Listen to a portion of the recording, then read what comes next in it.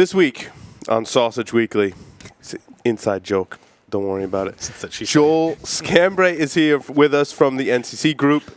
Our tech segment, I'm going to tackle, I'm like falling on the sword, Linux, Unix admin geek is going to try to talk about how to disable SMBv1 in the environment. If anyone wants to help me with that, I will gladly accept help from people. But I feel it's important, so we're going to cover it. In the security news, WordPress fixes some bugs and announces a bug bounty program. My little CVE bot, HP wireless mice and keyboards can be spoofed. I suppose we should talk about WannaCry a little bit, which makes me want to cry. But anyway, stealing voice prints and so much more. All that on this episode of Paul Security Weekly. This is Security Weekly, for security professionals, by security professionals. Broadcasting live from G-Unit Studios in Rhode Island, it's the show where exploits run wild, packets aren't the only things getting sniffed, and the cocktails flow steady. It's Paul's Security Weekly.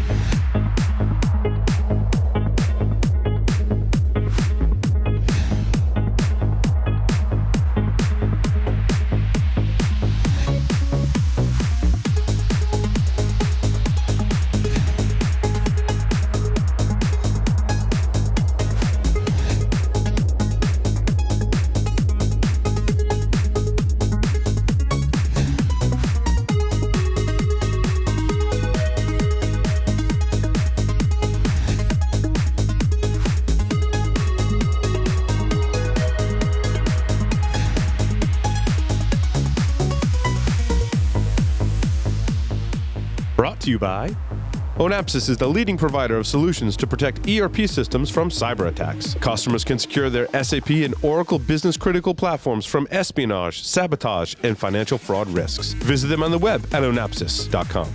The average time between being hacked and realizing you've been hacked is 1 year. Can you afford to let an intruder roam your network for that long? Can your company weather the fallout when this comes to light? Black Hills Information Security can find the bad guys in your network and train you to do it yourself. Email consulting@blackhillsinfosec.com to find out how a hunt teaming engagement can help you find a persistent threat in your network.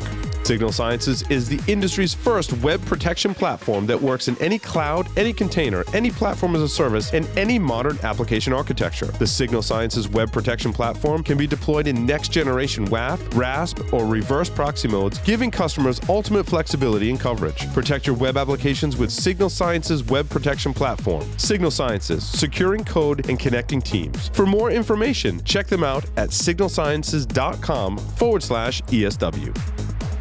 And welcome to the show. But first, let me introduce you to a man that told me the 90s called and want this t-shirt back.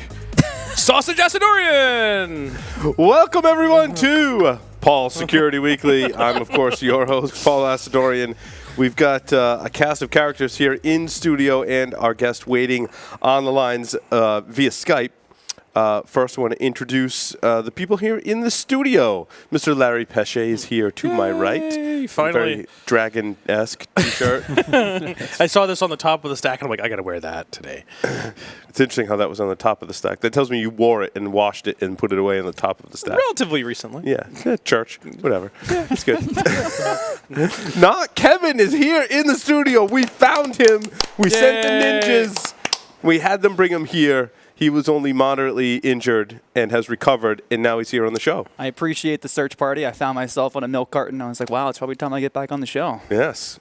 Do they still do that? Do they put it on? I think they put it on Facebook now. I think that's a 90s thing. If they don't, I don't know where I've been or what I've been on, and I'm just hallucinated all of it. There was a time machine involved. It's totally fine.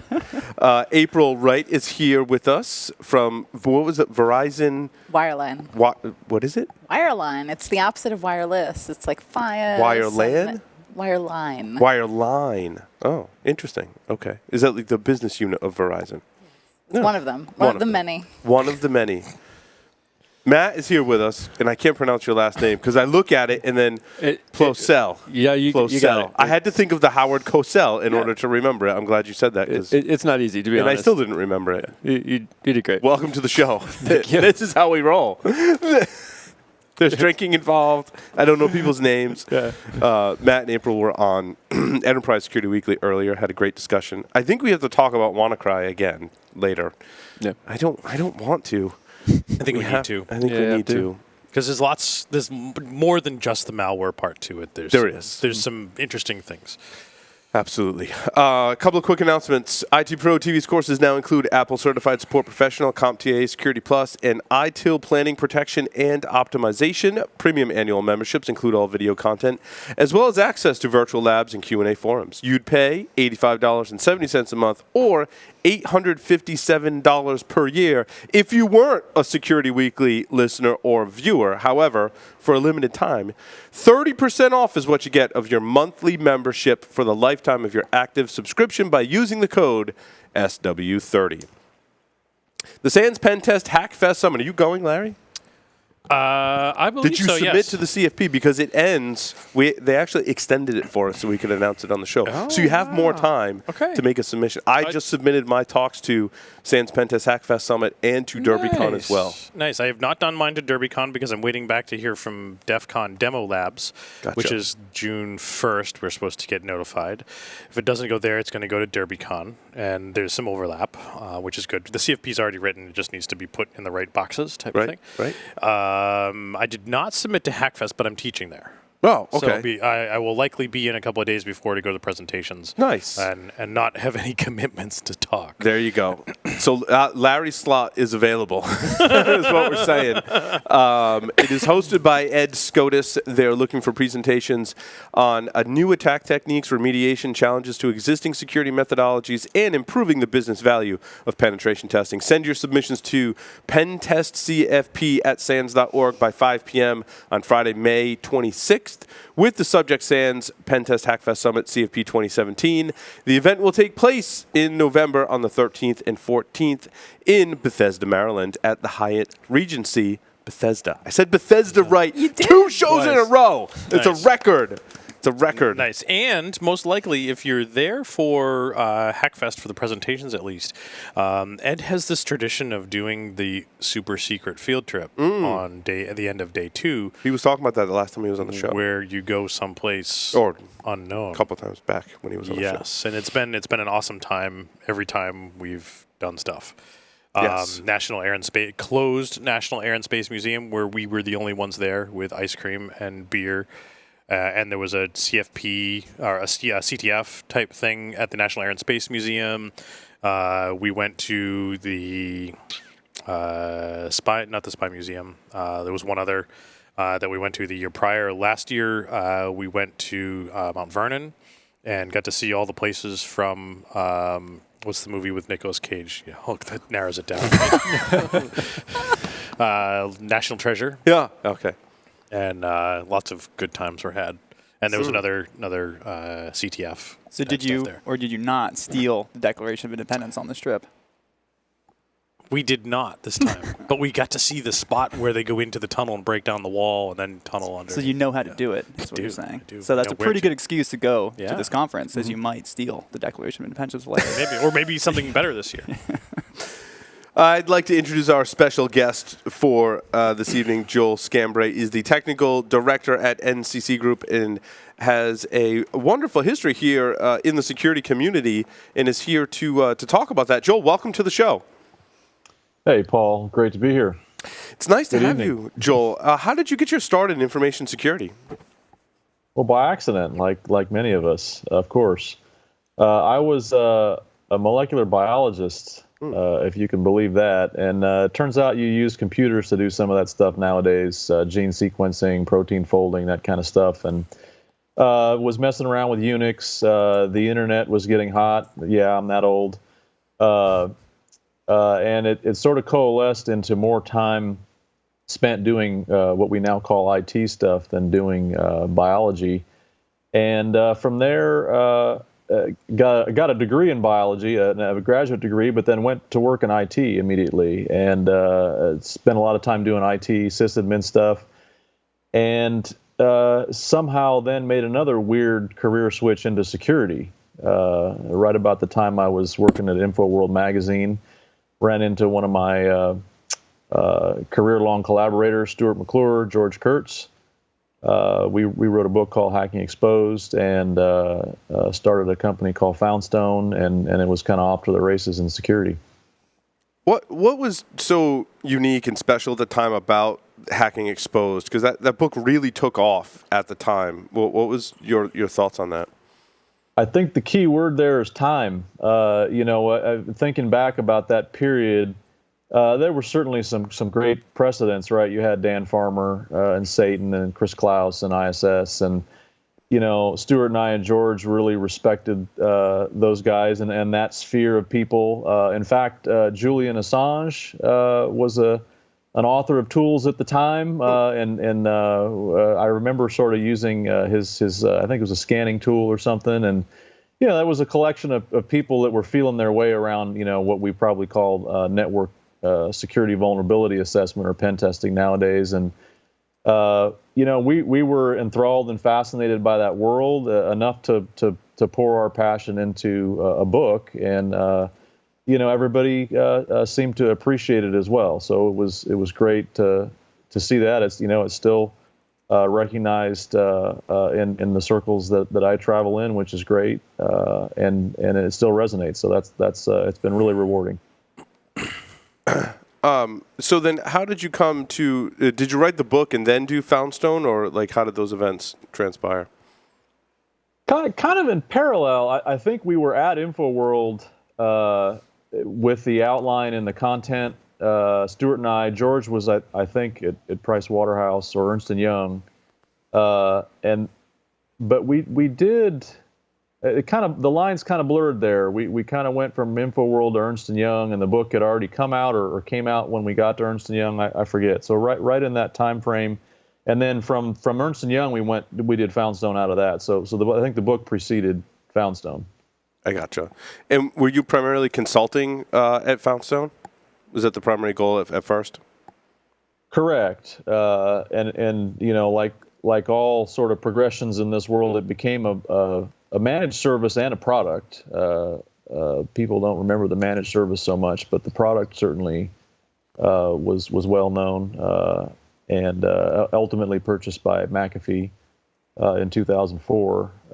So I was more on the consulting side, but I think the real magic of Foundstone to me was that nexus between the learning that you found in the field, right, in the consulting work that you did, and translating that into the algorithms of the product, the scan logic. I remember Robin Keir, author of Superscan, ended up working at Foundstone, and another one of those sort of luminaries of the open source security tool world that was really great to work with, and really facilitated that translation from some really great, talented people working on laptops at big corporations around the world, and turning it into a really great product. How do you see the vulnerability scanning landscape changing from back then till now?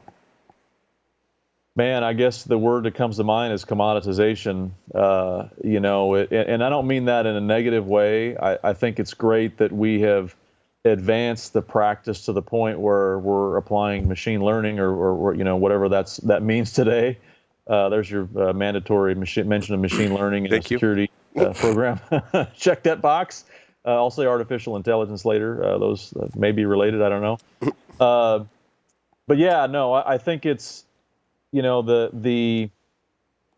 that what we kind of viewed more as a little bit of black art then has really become much more of a science, a technology. You look at the Rapid7s and the Qualyses of the world, and I just think that you view that as something that we understand how to do. Network security vulnerability assessment, and I would assert, perhaps preaching to the choir in this audience, but if you don't have a vulnerability management program as part of your security initiative, and you're not using one of those sort of commercial grade tools, you're probably not doing appropriate diligence, right? It's become the standard today. And Joel, you went on to continue the Hacking Exposed series. When you started writing the newer books, what were some of the lessons learned as you kind of moved on to write those newer versions and different topics in the Hacking Exposed series? Sure. The main lesson learned is writing a book is a major headache. Yep, learning into that. Yep. Yeah, it's consumed our lives for a year. Yep. And by consumed, it consumed every waking moment. Mm-hmm. So there's an author. So Larry knows. But it was definitely fun. I don't want to make too much light of that. I think the great thing was being able to collaborate with a lot of different people. I guess I'm kind of the crazy uncle of the Hacking Exposed family, and I think I've written now 14 or 15 books in the series. 3 Windows editions, 3 on web hacking, 1 on mobile, 1 on industrial control systems and SCADA that just came out. I was the editor on that. But the thing you learn is that security is deep and broad and deep. You really need to know a lot about a lot of things, because that is the environment that you're looking at. The modern enterprise, even the modern consumer computing environment nowadays, is composed of so much different software, hardware, sensors, IoT, lions, tigers, bears, oh my.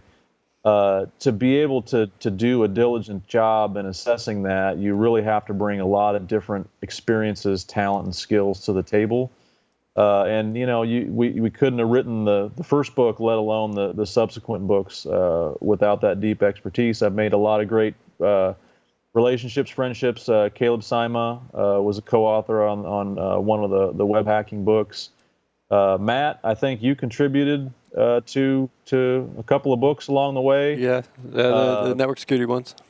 Yeah, exactly. I could name a long list here to pick up the rest of the podcast with. I won't do that, but I think that's the important thing for me at the end of the day is the people that I've gotten to meet, the value of the skills and the relationships that they provide, and I still keep in touch. Enjoy meeting folks at Black Hat and out there on the job when paths cross, and it's a great reward. Yeah, so Joel, a lot of the Hacking Exposed books, in my experience, are very much tools-based. And one of the things I've been kind of toying with, are the tools-based resources and learning about tools, is that a good way to start? Or are they geared towards some of the more technical folks that want to have a deeper understanding of the tool? Or is it both? Or what's the approach, especially when we look at producing content like Hacking Exposed? Who's the audience? Is it newer people in the field, more experienced, or both, and why?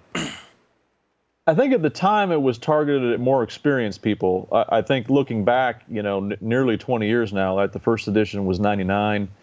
It probably is more for newcomers to the field, and it's simply because we've moved the goalposts down the field a lot farther. We talked about the scanning industry growing up.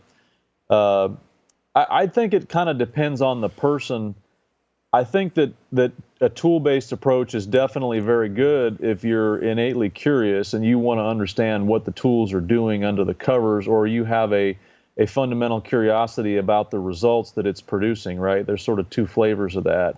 A lot of the Hacking Exposed stuff was utilities. I mentioned sort of Robin Keir's SuperScan. There was a bunch of those a lot of command line stuff at the time that we would write scripts and sort of wrap together into these sort of more robust tools. I got to give a shout out to a longtime friend, Patrick Heim, security industry CISO for a long time, who wrote a script, a tool really, he called Chainsaw, which was a wrapper around a whole bunch of tools, and it really was a phenomenal sort of piece of software that would cut through an internal network vulnerability assessment at the touch of a button. Awesome. But that was all, knowledge that he gained, understanding the components, writing some logic himself to wrap it together, interpret output, manage it. So it's that curiosity, I think, that drives a lot of the hacking mentality, the adversarial mentality that drives the risk management value that we provide. You must have had a lot of people reading those books, especially in the early days, that you could clearly tell had the wrong intentions. How did you handle that? That's always been a little bit scary. I guess less so then. Maybe it was the innocence of youth or whatnot. But we looked at it as a very noble thing. Full disclosure was, of course, a big hot topic then. It's obviously still discussed now, but it's kind of matured a little bit. I get more worried nowadays. I mean, you mentioned wanting to cry about WannaCry, but there's the implications of North Korea. We got the nation state stuff going on, the shadow brokers, NSA, the Russians, lions, tigers, Man, he's bears. blowing all my stories. Did I mention Jim Comey? Wait a minute.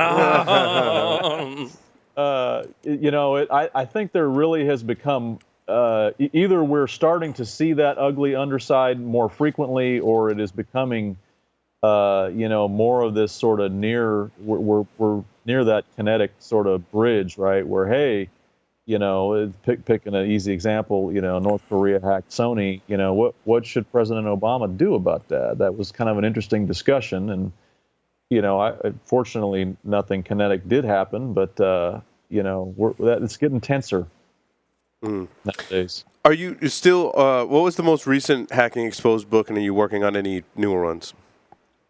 The most recent one was Industrial Control Systems and SCADA, written by lead author was Clinton Bodingen, and he had a great team that he assembled for that.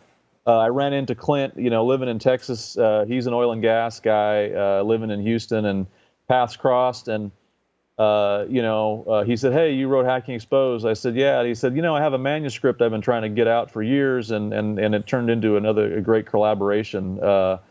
Sort of an underserved area of technology, industrial control systems, SCADA, IoT, I think is either an encompassing part of that world or a subset of it, depending on how you look at it.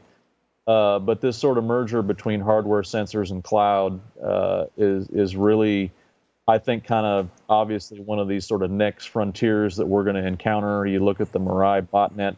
It's a very simple indicator of problems there, and there's surely more to come. So that was really fun. That was the most recent one. I've kind of got a next edition of the Hacking Exposed main book on a slow boil, but it's just been really busy and have not had a lot of time to sort of move that forward. But I'd like to do that in the future. What sorts of tools do you plan on talking about in the next one in the series, Joel? So I mentioned, IoT, there's probably a lot of sort of distributed utilities and stuff for that. I think cloud is obviously another sort of ongoing pressing hot topic. Shout out to NCC Group. They have an open source tool called Scout 2 that will audit AWS environments. I've gotten to know that as I've worked there. Loic Simon is the author of that at NCC Group. And it really kind of inspired me to sort of see, I always looked at cloud as sort of same problem, different day, right? All right, it's, IT infrastructure, but it's on, somebody else's data center. But Scout 2 and discussions with NCC have really kind of impressed upon me that it really is different, right? Scout 2 goes through the AWS console. It looks at the roles, the identity management. There's a really complex management layer there. It is different, and I think that would be something really interesting to explore. Obviously, Google Cloud and Azure and other providers, you get into the sort of more application as a service, box and those entities as well. I think there could be a lot of fertile ground there to talk about tools and approaches and even the mentality of what is cloud security. I think of mobile in the same way. Obviously, I've written a book on mobile, but I think that continues to, I could see further work to do there, advancing programming models. People are always, asking us about certificate pinning and how to do that, right? And it's more complicated than it would seem under the surface, depending on the scale and the environments that you're working in. So I think that's another example. So those are sort of my big three: IoT, cloud, mobile. Right? That I sort of repeat that mantra. Yeah, Joel. And I don't think we talk about cloud in a general sense as it is really changing the way that we administer and secure our infrastructure. What do you recommend for folks working in IT or that want to work in IT? Like, what should they start learning? What areas should they focus on, and how is it going to change how we administer and secure systems? I think it really is trying to to get used to that abstracted model, right? Where, as the old joke goes with cloud, it's somebody else's computer, EC2 instances and keys and credentials. It forces you to think about that in a more precise way, because it's all exposed to somebody else at a minimum, the cloud provider, and probably the internet, right? If you're deploying something to the cloud, it most likely is to drive some type of a broader facing service. So I think that, really is kind of the broad picture. And then it starts to get specific. Again, in my experience, it wasn't until I really sort of had some people dive me under the covers with AWS, Azure, Google Cloud, that I began to appreciate that there was a lot more to learn there than just, hey, this is, the same old IT sysadmin stuff on somebody else's computer. Right? Yeah, I think there's am I correct in saying there's a programming aspect to it to be really effective at what you do above and beyond than when you have physical hardware in the data center? Yeah, I'm glad you brought that up, because the cloud, I've been saying, EC2 instances and sysadmin and IAM, and obviously APIs are a huge part of cloud too. And I think that bigger picture, I think you've touched on a really important theme that I've seen in the last 10 plus years. The importance of application or software security and security professionals. Part of that being deep and broad, you kind of have to know development, right? Because DevOps, Agile, we're starting to really blur the line. I came from network security, IT sysadmin background, and you used to be able to say, yeah, that's what I do, and the developers were over there in the shiny building, and we kind of didn't get along, and they wrote some code that broke, and we had to go fix it, and you can't do that anymore, right? I mean, the lines are blurred. An application, IoT is, again, a great example. It's combined of many different layers of cloud, sensors, hardware, software, client, services, APIs. You have to really have that development, systems development, application development mentality. You have to know some coding, some scripting, development lifecycle, maintenance, all those concepts to really understand the problem of security in the broad sense, right? Yeah, I'm concerned about that skills gap today, actually. Well, speaking of coding and coding poorly, we have to talk about IoT. What's your take on the recent developments in IoT, both from the kind of like shit's going in the crapper, like really bad side of it, and then what wins have we made that you have observed in IoT security? Yeah, I mean, the main challenge with IoT is that it's one of these typical marketing terms that's applied to something that's just much more complex than that, right? I mean, you look at my favorite example is the connected car. That's like an IoT cloud, right? It's a bunch of sensors and telemetry and infotainment systems and hardware and software that contributes to self-driving, autonomous cars now, right?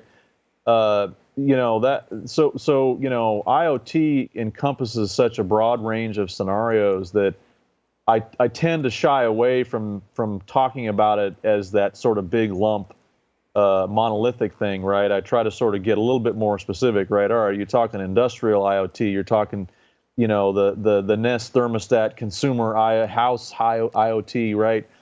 One of the things I believe is hopefully correct in my career is that, security and risk is always based on a specific scenario, right? When you start trying to, apply security to some amorphous thing that isn't modeled or the scenario is not developed well, you get yourself into trouble and making generalizations. So to try to answer your question more specifically, on the bad side, we mentioned the Bray botnet, right? We see us repeating the sins of the past. We credentials have always been a problem. Dumb passwords, guessable passwords. Bray was a good example. On the positive side, and maybe drawing an example from mobile, we see devices now that have biometrics, multi-factor authentication is, heaven forfend, actually becoming somewhat widely deployed. Everybody's carrying a probably near 64-bit computing device in their hip pocket and using it every day to play, video games and talk with their pals and Snapchat each other. So, I think that's exciting, right? You can conceive of scenarios. I was, what's a good example? Spinning up a Harmony remote for the television in the house the other day, and kind of amazes me, right? They get device-centric codes and stuff that, sort of lock things down. I think people have kind of gamed some of these scenarios out and thought about the threat model and made it difficult for the garden variety drive-by hacker just to cruise right into your infrastructure, right? Yeah, I don't want someone changing my channels. Now you're talking serious problems. Serious problems. What wins have we made? And I know, Joel, I like the intersection of when we say IoT, right? And it's something that Larry and I have talked about in different presentations that we've given recently is that, it's it's a embedded device, right, which talks to the cloud that also has an API that hooks into a mobile app. So it's like a three-pronged problem. But what wins have you seen specifically with the security of the device? Are there things that you think have some glimmers of hope to improve security of those IoT devices?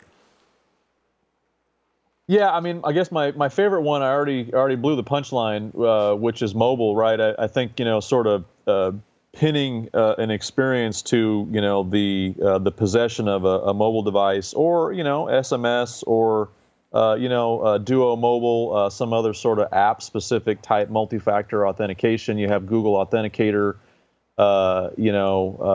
There's all kinds of potential existing and potential real improvements in the identity space that I think is really one of the main pillars that we can build better experiences around. Again, I think the days of sort of entering passwords into some sort of internal Wi-Fi, web page to manage a device are hopefully starting to get behind us.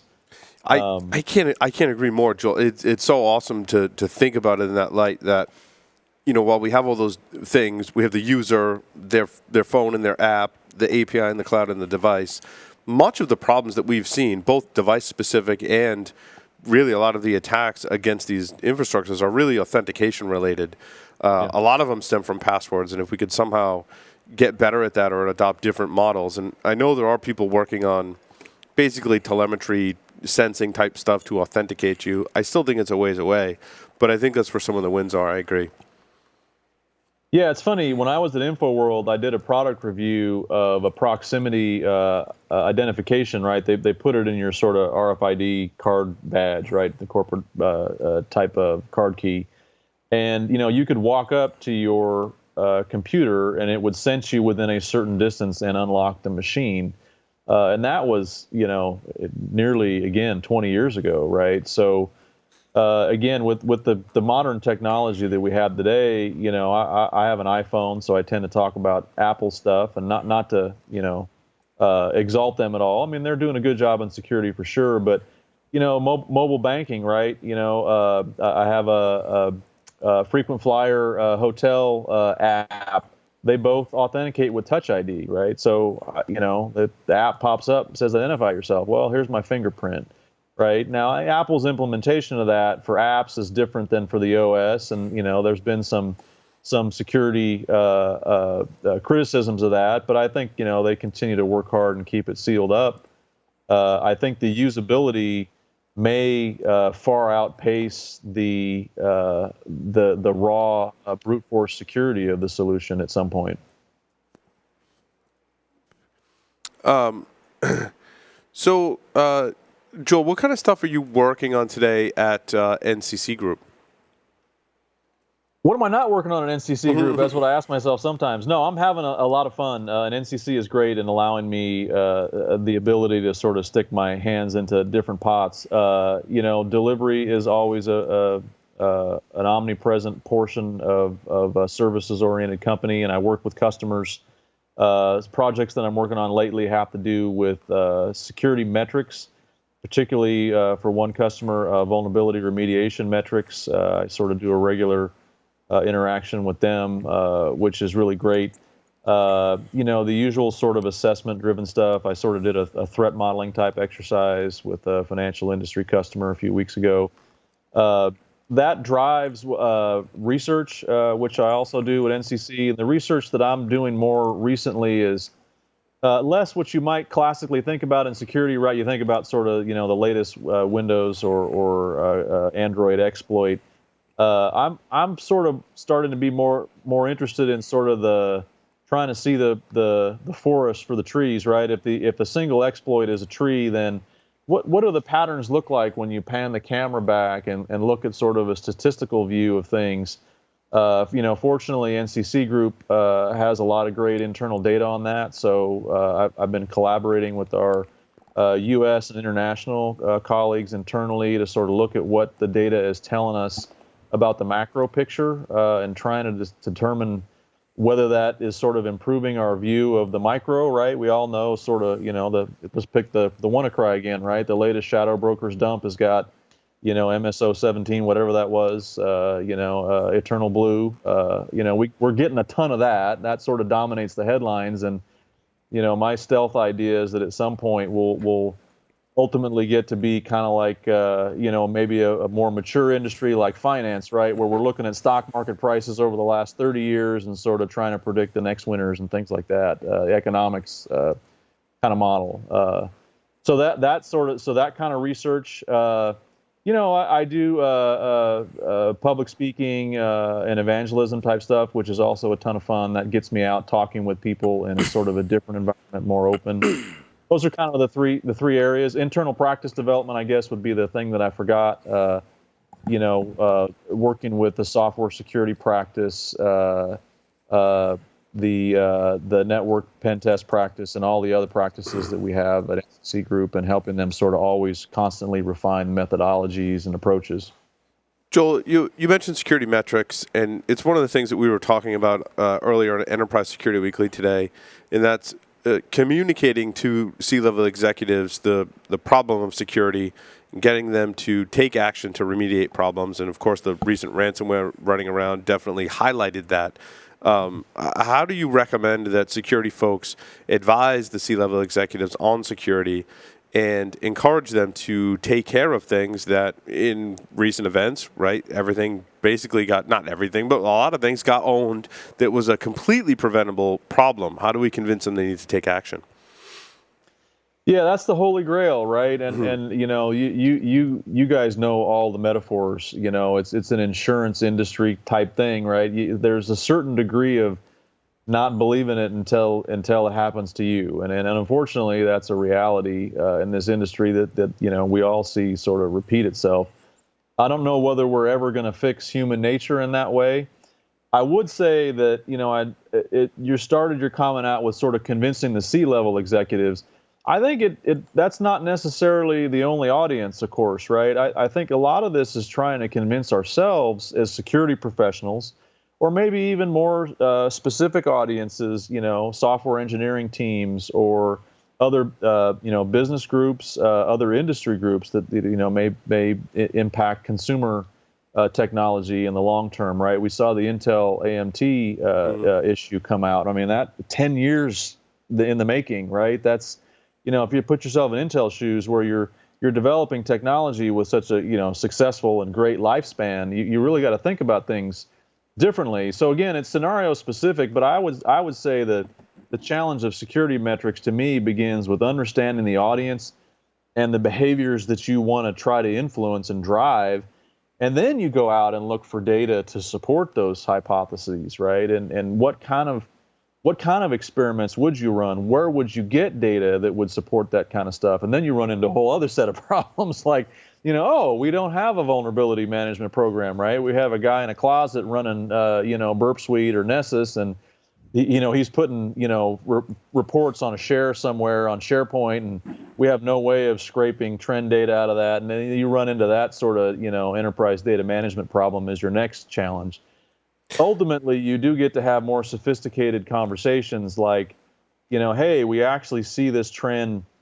We've actually shrunk our remediation times down. What are the drivers for that, right? Or it went up, 30% this month. What drives that? How can we actually translate those numbers into the gas pedal, right? You know, how do we know when to push down and when to hit the brakes, and what are even the brakes in the gas pedal? I don't think as a profession we really understand that yet, and I guess that would be my answer. Is really you have to kind of, what's the phrase from Star Wars, Yoda, right? Unlearn what you have learned to get your mind cleared to sort of attack this problem from a more fundamental standpoint. Joel, I have 5 fairly ridiculous questions to ask you to conclude our interview. You're ready to play 5 questions with Security Weekly? Yes, sir. 3 words. Famous last words. That's all right. 3 words to describe yourself. Draw a blank. Is that fair? Absolutely. There's no right or wrong answer, Joel. If you were a serial killer, what would be your weapon of choice? A katana samurai sword. If you wrote a book about yourself, what would the title be? Things I regret I've done. Nice. Playing 5 questions with Security Weekly might be a chapter in that one. If in the popular game of Ask Grabby Grabby, do you prefer to go first or second? I'm going to take second on that one. Choose 2 I've celebrities. had some bad experiences going first in the game. I see. Yes, it depends on if you're U.S. or European rules. Choose 2 celebrities to be your parents. Alive, dead, fictional, or otherwise. Clearly, that would be Brangelina.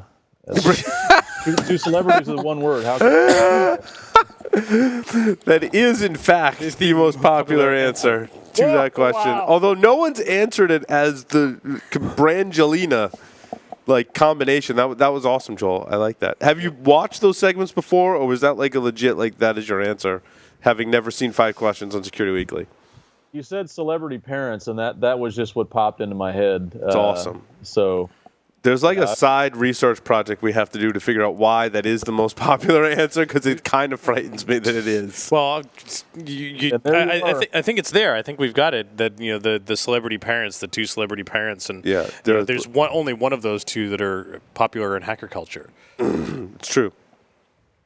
Brad Pitt, of course. Brad Pitt, yeah, he wasn't in Hackers or Sneakers, no.